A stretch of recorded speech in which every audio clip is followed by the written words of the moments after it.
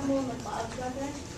No. Above the Legend of the Dark Knight? No. Does that not look like It almost does. I know what you were going to say. I That saw would be this so thing cool. last night where like this guy made the Batman symbol with his fingers. Woohoo! Nice! Okay, timer, are we ready? Camera, are we ready? Yes. Okay, let's go. Okay. A person, a hero, a legend, their story. Very few people in history have the honor of their legend being told as bedtime stories to children. Few people are remembered for the awesome things they've accomplished. We are all told these amazing stories about people that did what others never thought to do. But how did they do those things? What started their journey to fame? I'm going to share with you today the legend of the Batman and how this character came into existence. Batman is a popular DC Comics superhero. I know that there are more than one version of this iconic character story. However, I'm going to focus on Christopher Nolan's Batman Begins, the first part of the Dark Knight trilogy, and how he portrays all the events that led up to the privileged and wealthy Prince of Gotham, Bruce Wayne, becoming a masked vigilante. His legend begins with a fear. Bruce's fear of bats was an accident. It developed when he was a young boy. He and his friend Rachel were playing on the grounds of Wayne Manor when they had found an arrowhead. They were playing keep away and hiding from each other. When Bruce had gotten a hold of their tiny treasure, he went to hide. Underneath where he hid were boards that had been rotting throughout the years. These boards gave way under Bruce's weight, and before he could react, he was falling down what was actually an old well. After he landed on the hard earth, a swarm of bats flew around and attacked him, disturbed by the light coming in from the hole he had made. Bruce could do nothing but curl up and wait to be saved. Thomas Wayne, Bruce's father, harnessed and lowered himself into the well to rescue his son. This event triggers the fear that Bruce blames for the death of his parents. The Wayne family went out one night to enjoy an opera about bats. Because of the recent well accident, Bruce got scared, started having flashbacks of the bat swarm attacking him, and asked if they could leave. His father nodded, motioned to his mother, and they left the performance. They exited out a back door that led into an alley. Once the door they used to exit was shut, and they began leaving, they were approached by a man, and he had a gun. He demanded for wallets and jewelry. Thomas handed the man his wallet and asked him to go. Then the man pointed the gun at Thomas's wife and demanded for her jewels again, when Thomas stepped in front of her. A shot was fired and Thomas fell to the ground. High-pitched squeals then echoed throughout the alley before a second shot was fired and silenced them. The parents of Bruce Wayne lied dead in front of him, and he was left alone in the cold, dark back alley. Years passed, but he still burdened himself with guilty thoughts that he was responsible for the death of his parents. The now grown-up, but still young billionaire felt he had no place in Gotham. He left behind his family's company, Wayne Enterprises, to be run by the board committee, and his butler Alfred took care of Wayne Manor. Bruce left Gotham to find purpose. He fled the country and met Ra's al Ghul, a member of the League of Shadows.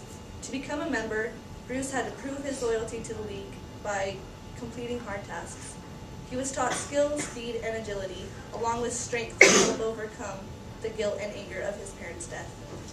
He had only been with Ross for a few short years and learned very little when Bruce returned to Gotham. However, he didn't return permanently. He was home for the hearing.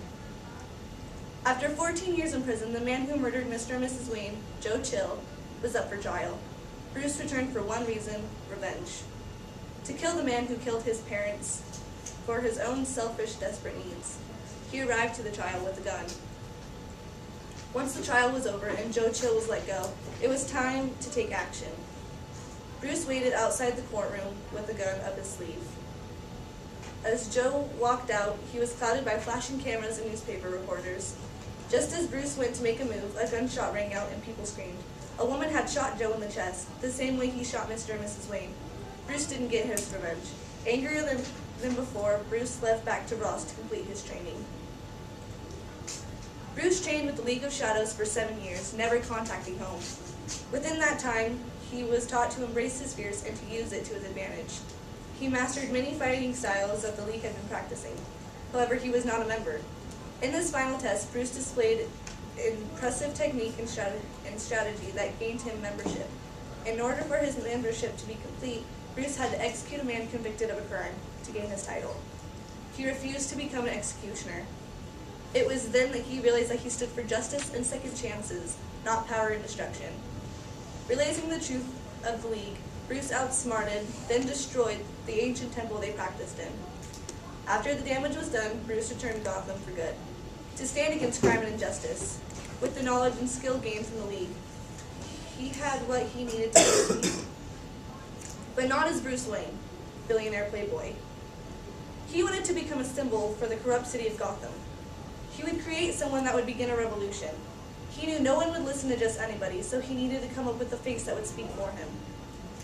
Bruce took back the power of Wayne Enterprises and tapped into the Applied Science Department. The whole department was ran by one man, Lucius Fox.